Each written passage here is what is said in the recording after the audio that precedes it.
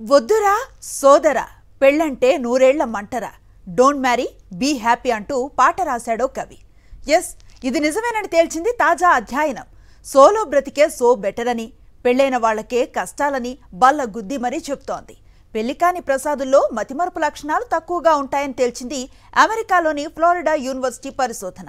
అంతేకాదు, డివోర్స్ తీసుకొని మళ్లీ ఒంటరైన వారిలో కూడా మరిచిపోయే అవకాశాలు తగ్గుతున్నట్లుగా ప్రకటించింది. మతిమరుపుపై ఫ్లోరిడా స్టేట్ యూనివర్సిటీ పరిశోధన జరిపింది. అమెరికాలో 24,000 మందిపై 18 ఏళ్ల పాటు అధ్యయనం చేసి పలు అంశాలను వెల్లడించారు. పెళ్లైన వాళ్లతో పోలిస్తే బ్యాచిలర్స్, వివాహం చేసుకుని విడాకులు తీసుకున్న వారికి మతిమరుపు ముప్పు తక్కువగా ఉన్నట్లుగా రీసెర్చ్లో తేలింది. మెదడు పనితీరు ఎంత కీలకమైందో ఈ పరిశోధనలో మరోసారి స్పష్టమైంది. వైవాహిక జీవితంలో ఎదురయ్యే అనూహ్య పరిణామాలు, కష్టాలు, రాజీ పడటం, కీలకమైన నిర్ణయాలు మెదడు ఆరోగ్యంపై ప్రభావాన్ని చూపిస్తాయి. పెళ్లి చేసుకుంటే హాయిగా ఉంటామనేది నిజం కాదని, పెళ్లయ్యాక కూడా హాయిగా ఉండగలిగితేనే మెదడు ఆరోగ్యం బాగుంటుందని తేల్చారు.